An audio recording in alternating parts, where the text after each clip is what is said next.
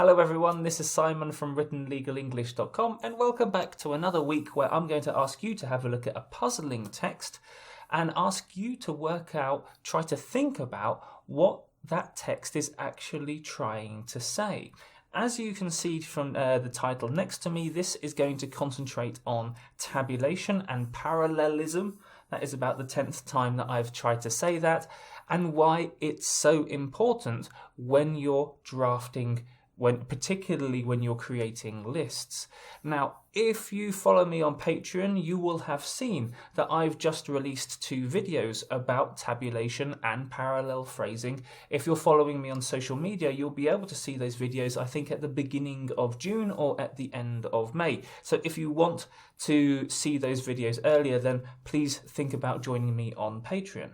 And whilst I'm talking about that kind of thing, it gives me the chance to tell you guys, in case you're new to me or my videos, about the content I put out every single week. So today, on Tuesday, I put out a text which has got a plain language issue. A plain language issue that you might encounter in legal English, business English, general English, academic English, and ask you to think about it. On Wednesday, I put out a video from my course. I just talked about 2 videos that I've released just recently on my Patreon channel about tabulation and parallel phrasing.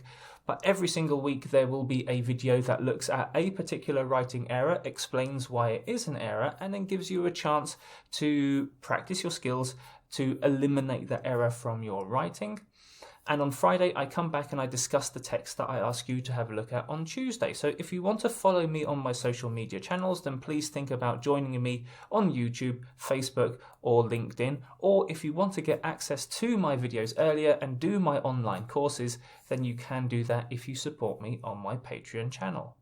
Okay, so this is the text I would like you to have a look at this week, and as you can see, it comes from a recent US Congress resolution, HR 1085. You'll see a link to this text in the video description.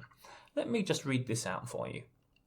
On January 6, 2021, a mob of insurrectionists forced its way into the US Capitol building and congressional office buildings and engaged in acts of vandalism, looting, and violently attacked Capitol police officers.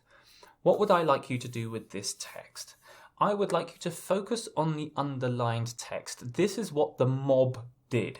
It forced its way into the building and then engaged in different acts and then violently attacked Capitol police officers.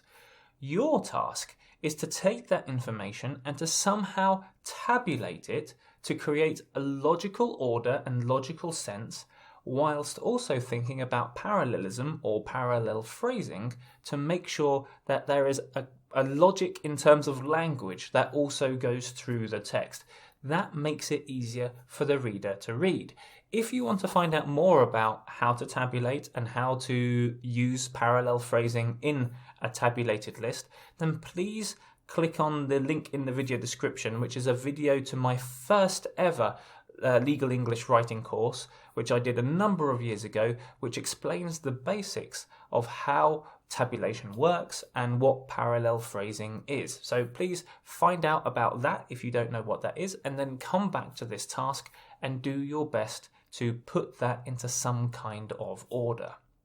Now, as you're attempting the exercise, you'll probably come up with a number of different options, and that's the problem with this text, is that it can allow you to interpret the text in a number of different ways that might be important or significant about how we understand this text and how important each of those actions are in relation to each other.